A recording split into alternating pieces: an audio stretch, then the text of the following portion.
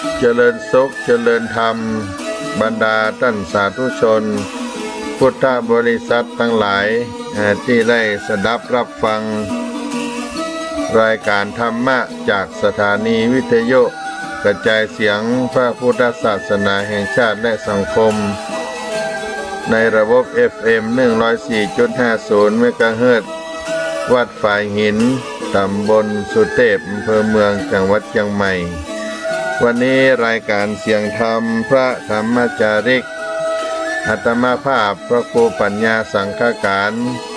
หรือท่านพระครูพรหมมินทร์ผู้ช่วยเจ้าอาวาสวัดสลีโสดาพระอารามหลวงได้มาดำเนินรายการ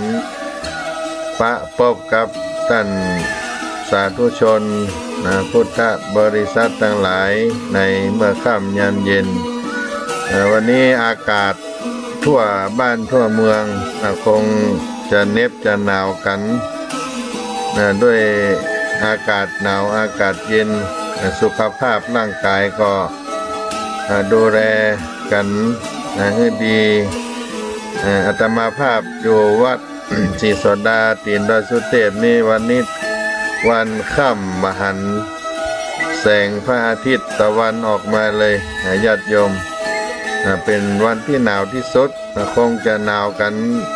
ทั่วบ้านทั่วเมืองวันนี้ก็จะมี ธรรมะในวรรณกรรมพื้นบ้านล้านนาเอามาฝากมาปั่น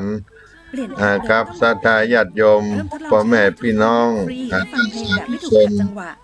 พุทธบริษัทในการยามเย็นเป็นสิริมงคลกับผลผู้ได้เป็นมงคลในช่วงที่เราได้ทำการทำงานกันมาตลอดวันเมื่อค่ำยามแลงก็มาได้ไหว้ได้สาพระพุทธพระธรรมพระสังฆเจ้าคุณพระแก้วเจ้าทั้งสามพระการก็ขอเชิญชวนทุกท่านที่ได้รับฟังก็ดีที่ได้เปิดวิทยุธรรมะเดินทางกลับบ้านกับเคหสถานบ้านจองเมื่อค่ำยามเย็นก็ได้ไหว้พระนพธรรมเป็นสิริมังคละเพื่อคลายหนาวไปพร้อมๆกันณโอกาสบัดนี้เนอ อรหังสัมมาสัมพุทโธภควาพุทธังภควันตังอภิวาเทมิสวากขาโตภควตาธัมโมธัมมังนัมสสามิสุปฏิปันโนภควโตสาวกสังโฆสังฆังนะมามินะโมตัสสะภะคะวะโตอะระหะโตสัมมาสัมพุทธัสสะนะโมตัสสะภะคะวะโตอะระหะโตสัมมาสัมพุทธัสสะนะโมตัสสะภะคะวะโตอะระหะโตสัมมาสัมพุทธัสสะอิติปิโสภะคะวะอะระหังสัมมาสัมพุทโธวิจจาจรณะสัมปันโนสุขโตโลกวิโตอนุตตโรปุริสธรรมสารถิสัทธาเทวมนุษย์สานังพุทโธภควาติสวาคาโตภควตาธัมโมสันติทิโกอากาลิโกเอหิปัสสิโกโอปันญิโกปัจจตังเวทิตาโพวินโยหิติสุปฏิปันโนภควโตสาวกสังโฆอุชุปฏิปันโนภควโตสาวกสังโฆญาญาปฏิปันโนภควโตสาวกสังโฆ สามีจิปฏิปันโนภะคะวะโตสาวกสังโฆญาติตังจัตตาลิปุริสายุกานิอัฏฐาปุริสาภุคลาเอสะภะคะวะโตสาวกสังโฆอาหุไนยโย ปาหุไนยโยตักขิไนยโยอัญชลีกรณิโยอนุตตลังปุญญเขตังโลกัสสาติกราบลงสามครั้งขอเชิญท่านสาธุชนทั้งหลายได้รับฟังพระธรรมเทศนา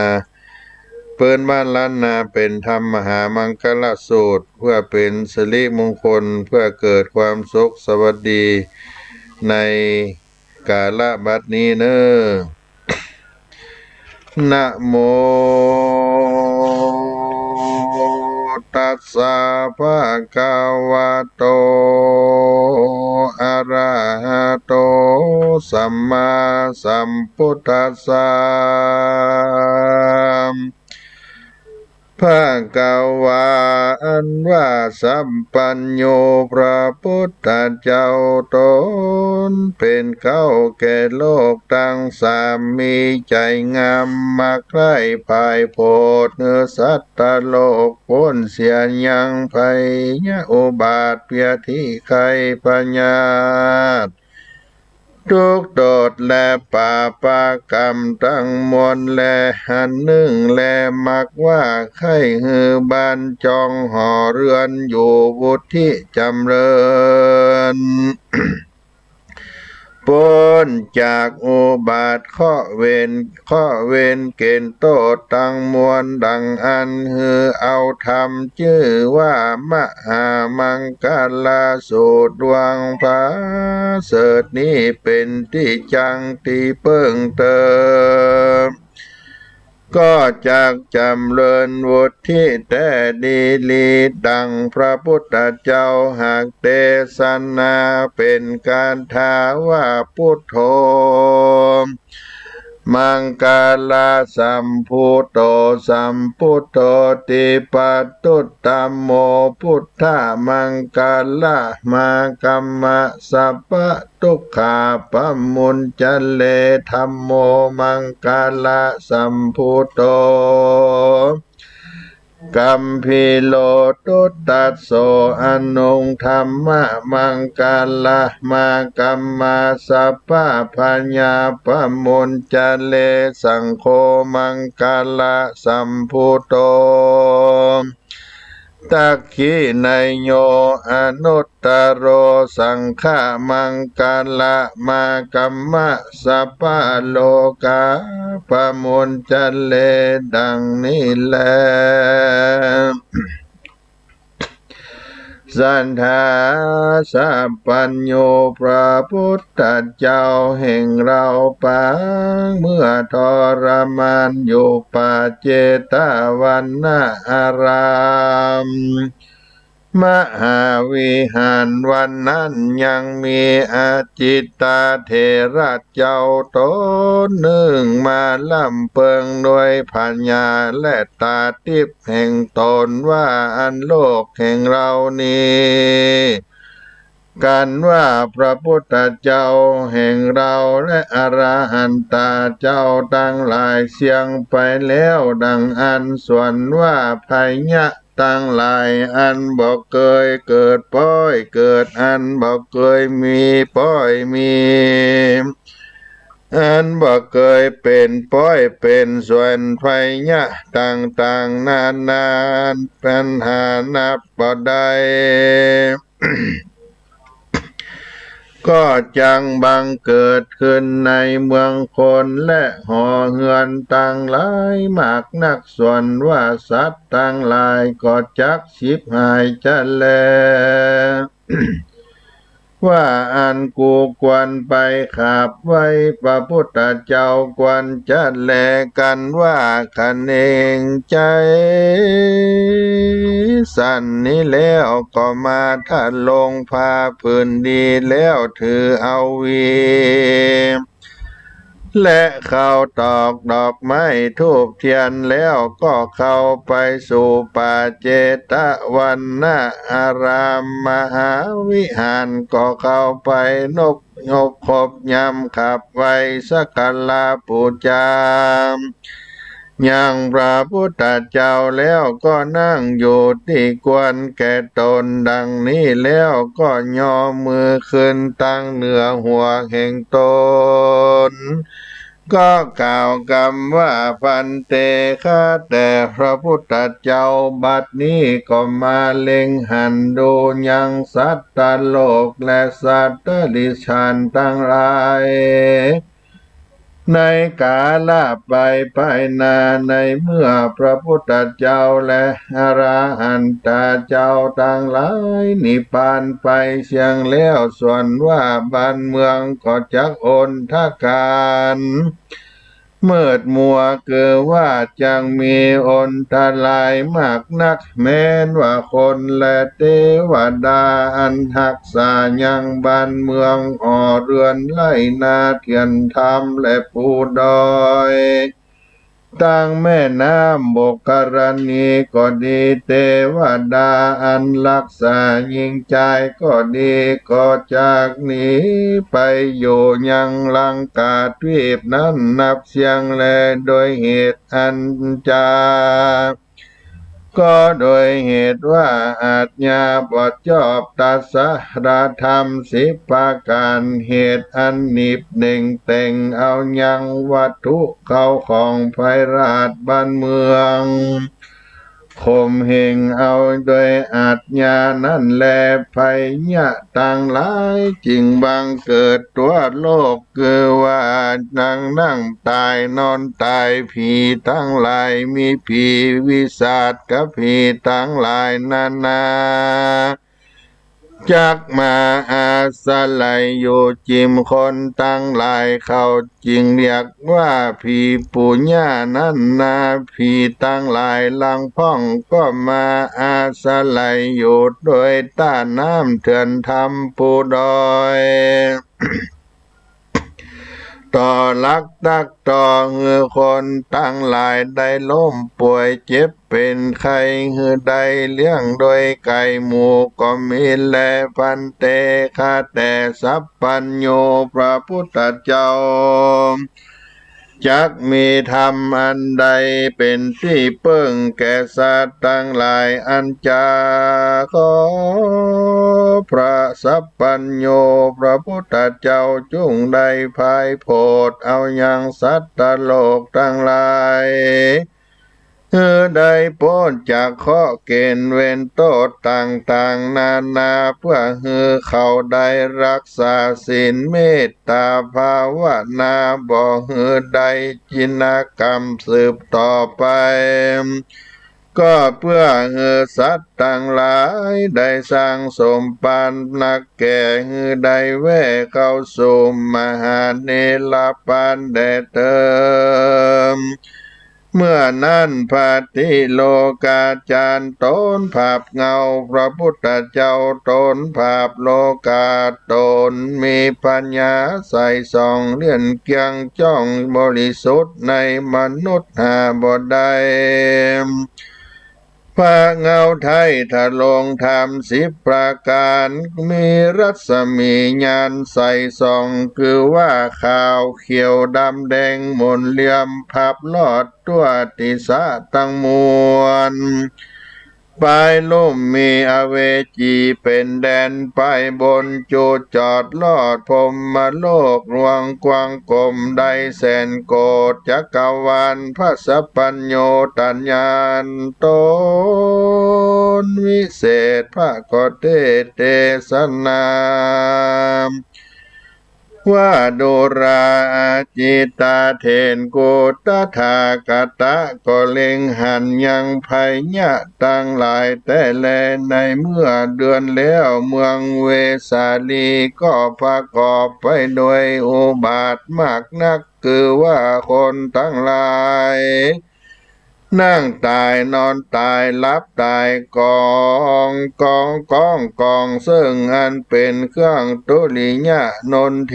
มโหรีลมและเครื่องทรงเสพตั้งมวลบ่มีเป่าว่างตีกันดังนั้นมีกอง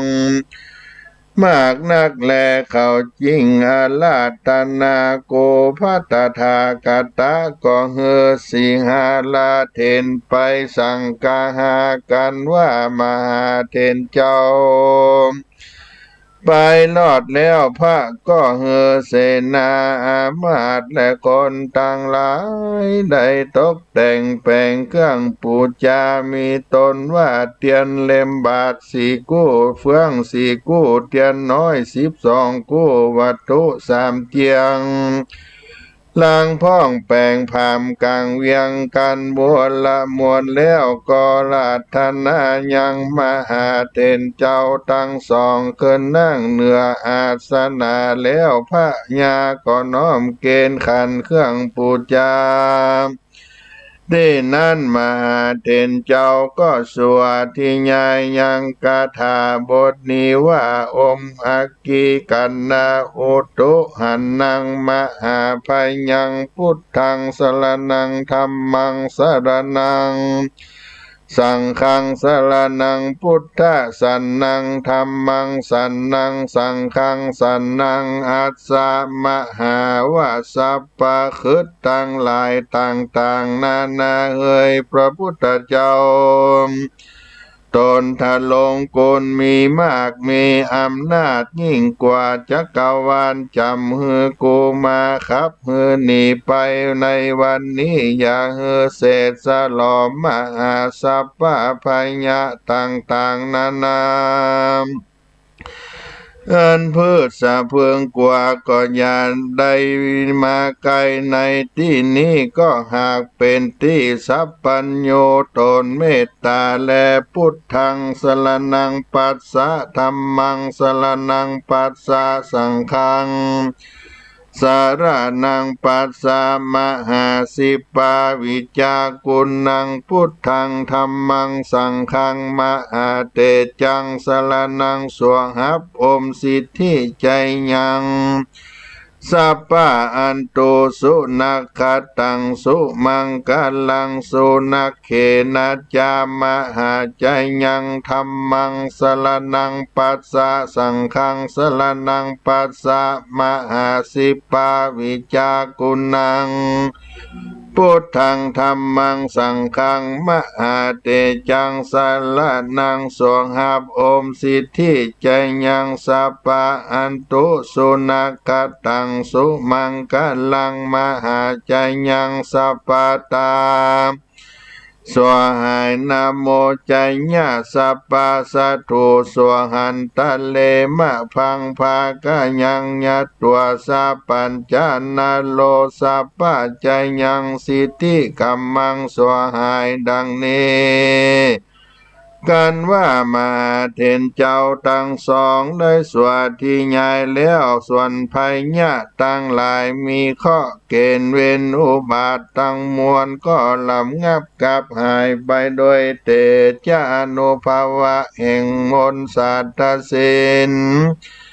แห่งมหามังกลาสูตรดวงประเสริฐนี่แลส่วนเจ้าเมืองเวสาลีก็พ้นจากภัยญะอนตรายทั้งมวลแลก็บังเกิดมั่งมีโดยเขาของสัมปติเป็นที่มีเขาของเงินคำมากนักจ้างม้างัวควายหมูหมาเป็ดไก่สัตว์น้อยใหญ่ตั้งหลายก็ได้หายจากหาทั้งมวลและแล้วในกาละเมื่อนั้นในเมืองธัญวัติมหานครก็ความเกือเกิดขี่ยกอันพืชสะเพึงกว่ามากนักมีตนว่าหอเรือนอยู่บัดใดปอยดังและเครื่องตุลิยะนนทีมโหรีตั้งมวลตั้งจ้างม้างัวควายตัดจริตสัตตลิชานตั้งหลายก็เป็น5เปียทิและได้ตายไปมากนักทั่วเมือง ผียักษ์ผีเย็นผีวิสาจร้ายก็มาบีบเบียนคนต่างหลา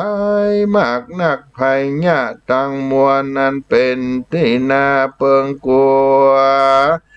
ก็บังเกิดมีหลายพระการจะแลส่วนพญาและเจ้าเมืองก็บังเกิดเป็นอันกลัวตายมากนักก็เอากันรีบมาราธนาพระพุทธเจ้าก็มีกิมิลาเทนและสิรินันตาเทนไปหันแลโสมหาเทโลส่วนอันว่ามหาเทนเจ้าทั้งสองกันว่ามาลอดแล้วดังอันว่าเจ้าเมืองตั้งหลายก็มาตกแต่งหางยังเครื่องปูจากันว่าพร้อมแล้วก็น้อมนำมายอเกณฑ์มหาเถระเจ้าจะแลส่วนว่ามหาเถระเจ้าก็มาอ่านการถาว่าจัญญันตุภาวังใจญาสิทธิสัพพตามหาสีลังลักขันติสัพพใจญะมหามังคลาสุตังสุมังคลังสัพพะเทวตาสัพพะมหาปุญญังสัพพะมหาเตจังสัพพะมหาทานังใจญาสิทธิวิวังอิติใจญากุณังมหาอิสิอานุภาวังอรหันตามหาอนุภาวังมหาพุทธสรณังกัจฉามิอิติปิอรหังปัสสะเทวตาปัสสะเทวพุทธาปัสสะกุมพันดาปัสสะมหากุมพันดาปัสสะมหาจตุโลกาปัลลราชามหาปัสสะมหาเวปจิตตังสรนังปัสสะสวหายาโอมสิทธิมังธรรมังมหาจันตังมหาสุลิยังมหาอักกิอาโปวันโยมหาปัสสนังอิติมหาอินตาสลนังอิติมหาพรหมามหาปัสสังสรนังอิติมหาอนุภาวังอิติมหาอรหันตานัญจมหาเตจังสรนังอิติมหาปัสสะเจกาสลานังอิติมหาสัมปัญโยตาญาณังพุทธสวังมหาเตจังมหาเตจังสรนังอิติมหาอิสิวิจากุณังสรนังอิติมหากุมพันดากันทัปปานังสรนังอิติมหายัมมราชาอสุลินตังเวปาจิตังสรนังอิติมหาสุลิญาจันตังจักกวัตตังจักกวัตติสลานังกัจฉามิสวหายาดังนี้กันว่ามหาเถระเจ้าทั้งสองได้สวดที่ญายคาถาทั้งหลายฝูงนี้ส่วนพญาคาเสกอุบาททั้งหลายอันใหญ่น้อยก็ลำงับกังวลอนตะลายหายไปจากเมืองธัญญาวัตินครวันนั้นยามนั้นแลส่วนว่าคนทั้งมวลก็หายจากอุบาททั้งหลายมีตนว่าอินตาอุบาทนารายอุบาทพรหมอุบาทกันว่าอุบาททั้งมวลลำงับกับหายไปเสียงแล้วส่วนว่าเจ้าเมืองธัญวัตตินครก็มั่งมีเป็นดีโดยสุขติมากนักก็โดยเตจะอนุภาวะ กถามังกรละเจ้าดวงประเสริฐนี่แลดู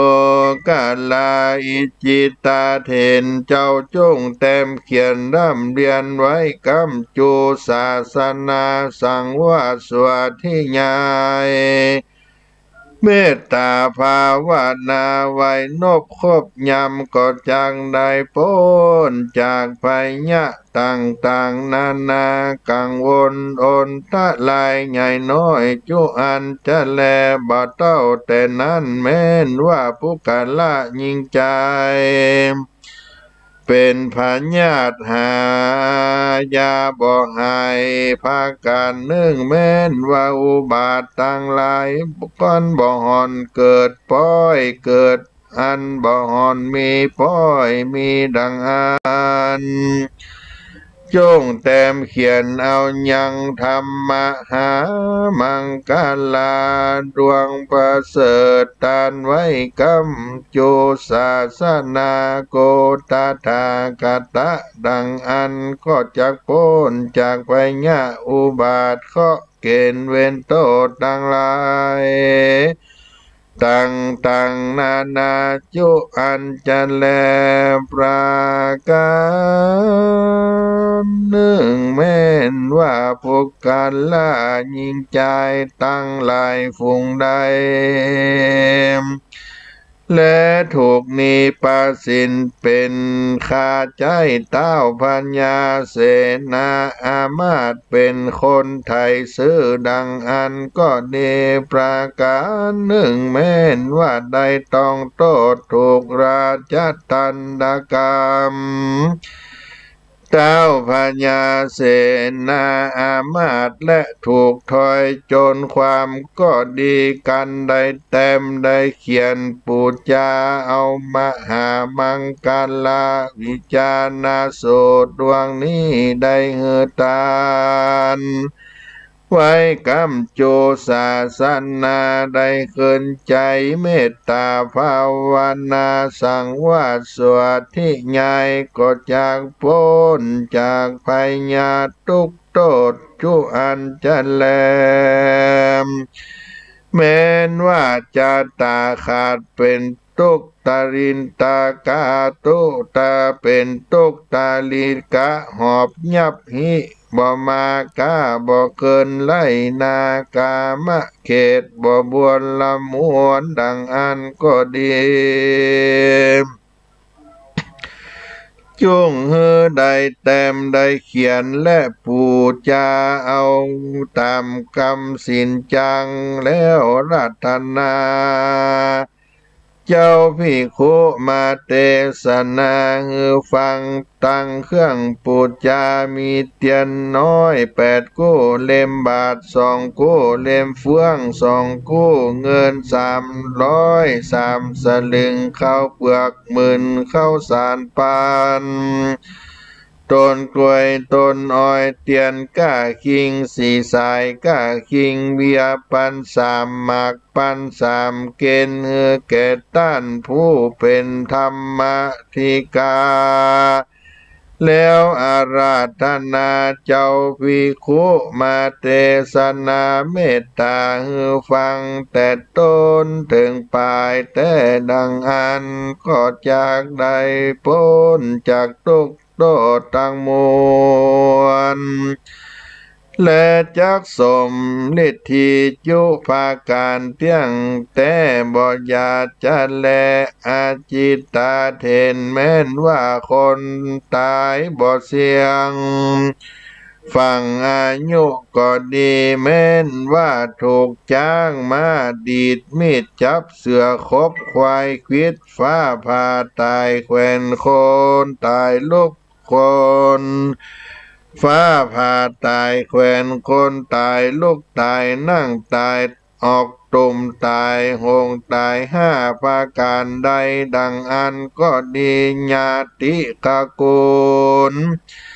อันอยู่ห้องไปหลังแลมาสร้างธรรมหามังกาละเป็นตานแล้วอุทิศส่วนบุญไปหาดังอันก็ด้วยเตจานุภาวา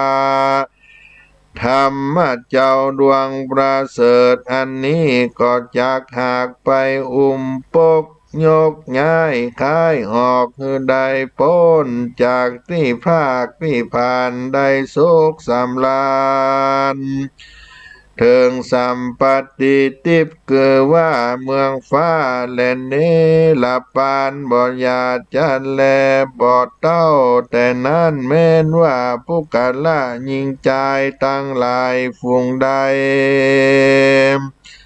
และมาใครพาธนาเป็นสะค่อยเศรษฐีกหปดีเป็นเต้าพัญญาเป็นเสนาอามาตย์มหาลสีอรหันตาอรหันติและปัจเจกโพธิญาณสัมมาสัมโพธิญาณสามจำพวกคือว่าปัญญาธิกาโพธิญาณวิริยะที่โพธิญาณดวงใดดวงหนึ่งก็ดีแลมาสร้างมาเขียนธรรมหามังกละเจ้าดวงประเสริฐนี้ตานไว้กำจูโจตกาศาสนาแห่งโกภัตตถากตะดังอันก็จักปันอุดมสมฤทธิจุภาการตามกรรมักไฟจุอันจะแลไปจวนนี้และจวนนาทลาบเถิงมหานิพพานแต่แลโดราอาจิตาเทนส่วนว่าผู้กาละผู้ใดผู้หนึ่งมาไกลถึงนิพพานโดยรีบเร่งได้มาสร้างธรรมต่างหลายเป็นตานต่างๆนานาได้84,000 ขันธ์ก็มีอานิสงส์อ่านนับบ่ได้แต่แลก็ยังว่าบ่เต้าตานธรรมมหามังกลาสูตรดวงประเสริฐนี้เตื้อแลเหตุได้ว่าพระพุทธเจ้าปาปาเจกาพระพุทธเจ้าอรหันตเจ้าสาวกเจ้าตั้งหลายกันพาธนาเป็นโพธิญาณสามจำพวกก็เมินนานมากนักลังพองก็ได้สี่อาสงไขยมีปัญญาธิกาวิริยะธิกาได้8 อาสงไขยจริงได้ทลัดปัญญาสัพพัญโย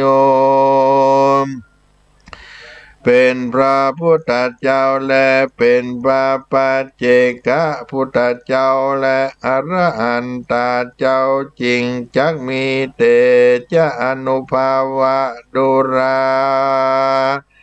อาจิตาเทนแม้นว่าเทวบุตรเทวดาไอส่วนยมราชกุมพันกันทัพปาตั้งหลายฝูงอันมีฤทธิเตจะก่อนโดยบุญปางหลังอันตนได้กระทำมานั่นแลอันว่าภัยยะตั้งหลายฝูงนี้เตียนย่อมผู้มีศีลมีบุญมีเตจาฤทธิและผู้มีศีล5ศีล8ศีล10ศีล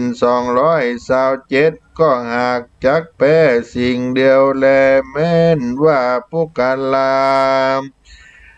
สมัยต่างๆนานาใดอันหาศีลหาธรรมบ่ได้ก็บ่อาจจักแพ้ภัยยะคืดตั้งหลายตั้งมวลนี้โดยง่ายและเหตุดังอัน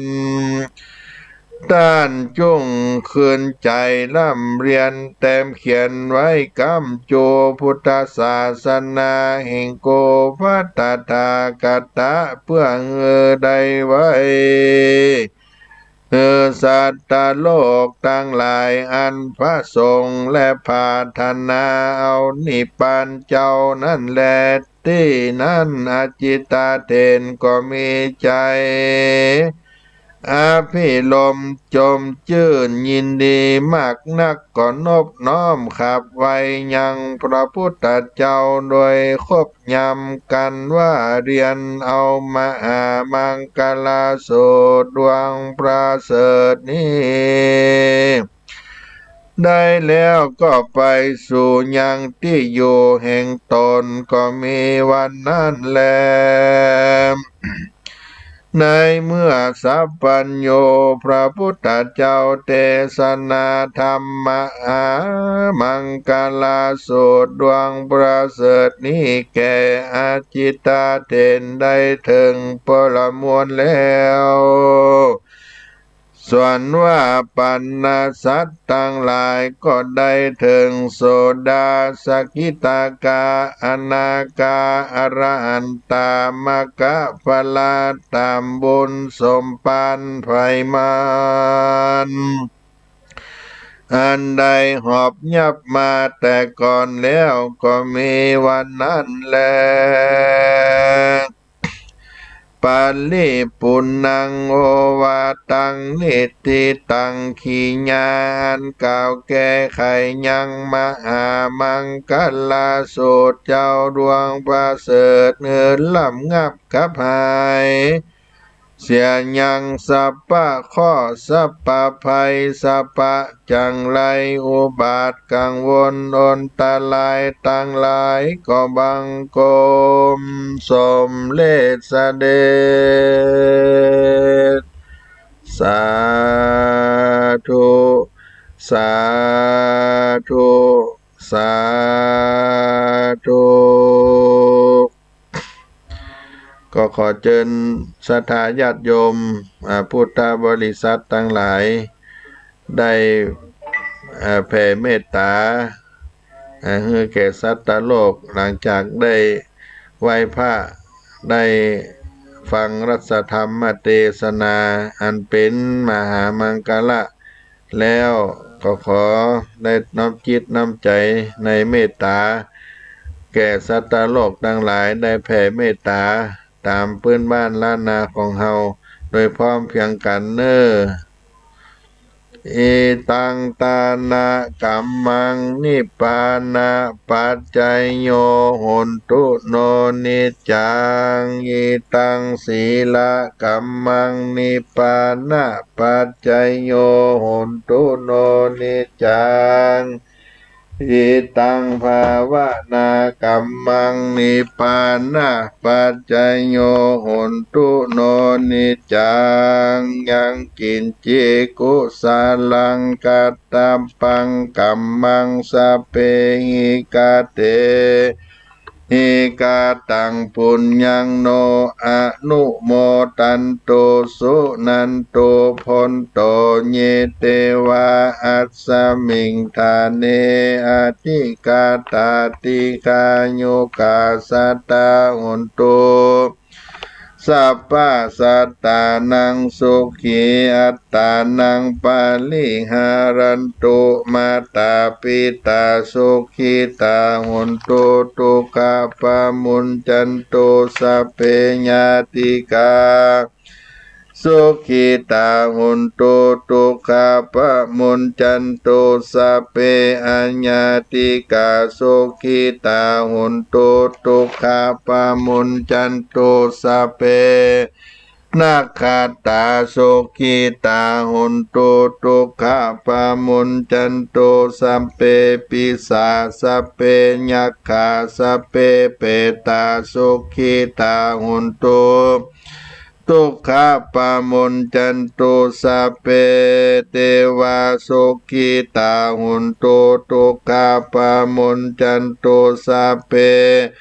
อาจาลิโยอุปัชฌายญาสุขิตาหุนตุทุกขปะมุนจันตุ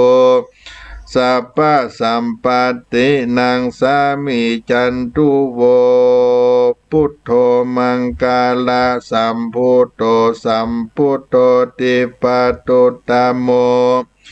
พุทธามังกาละมากัมมาสัพพะทุกขาปะมุนจเลธัมโมมังกาละสัมพุทโธกัมพิโล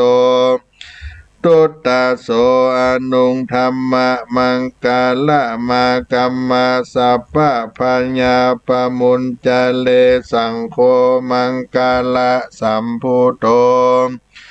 กัมพีโลตุตตาโสอนุงธรรมะมังกาละมากัมมาสัพพะปัญญาปมุญจเลสังโฆมังกาลาสัมพุทโธตักขิไนโยอนุตตโรสังฆามังกาละมากัมมาสัพพะโลกาปมุญจเลวันตามิพุทธังสัพพังเมโตสังฆมัทธะเมพันเตวันตามิธัมมังสัพพังเมโตสังฆมัทธะเมพันเตวันตามิสังฆังสัพพังเมโตสังฆมัทธะเมพันเตวันตามิกโรอุปัชฌาจาริเยสัพพังเมโตสังฆมัทธะเมพันเตวันตามิกัมมัตตานังสัพพังเมโตสังฆมัทธะเมพันเตวันตามิอารัมเม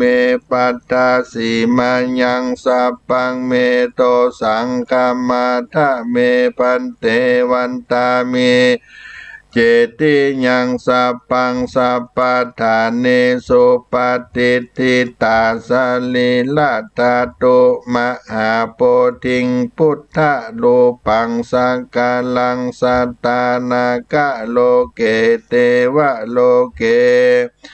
พระมะโลเกจุมปุติเปลังกาติเปสาลิลาธาตุโยเกสาธาตุโยอะระหันตาธาตุโย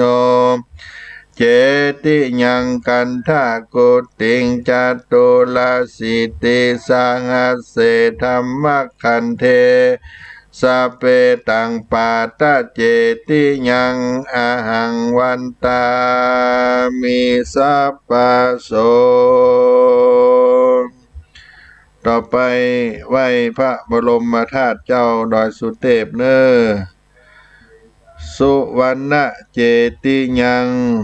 เกสาวละมัทะลุงกังวะลัญญาธาตุง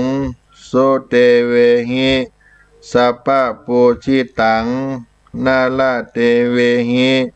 อาหังวันตามิธาตุโยปัญญวาสมิงเยวะจันทิมาภารยะ